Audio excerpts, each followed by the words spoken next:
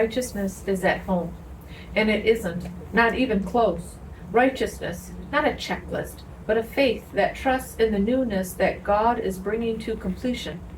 Yet we know that here and now, things are not the way they are supposed to be. And in the midst of this uncertainty, we trudge into the season of Advent. 20th century theologian Dietrich Bonhoeffer wrote, "Advent season is a season of waiting, but our whole life is an Advent season. That is, a season of waiting for the last Advent, for the time when there will be a new heaven and a new earth."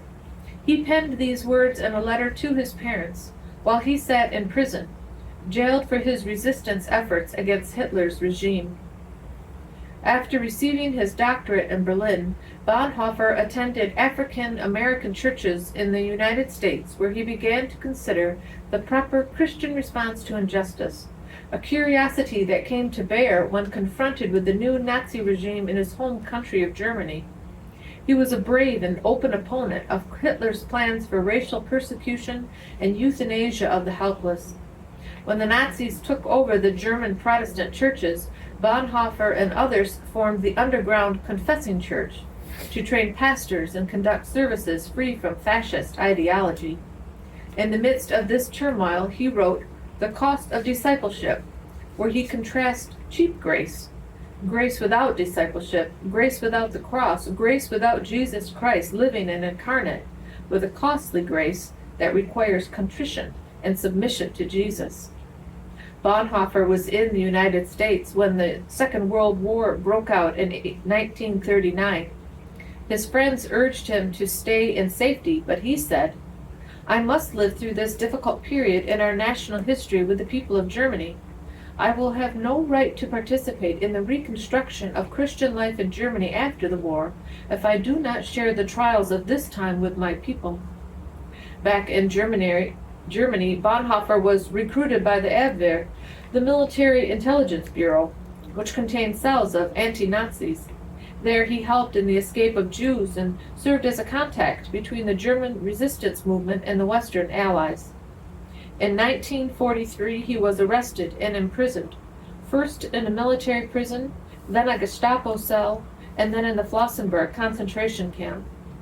While waiting for his trial and execution, Bonhoeffer wrote widely.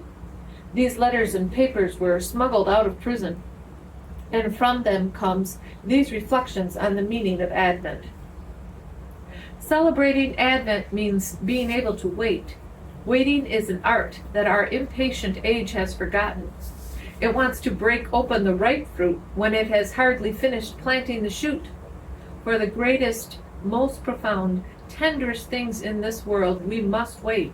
It happens not here in a storm, but according to the divine laws of sprouting, growing, and becoming.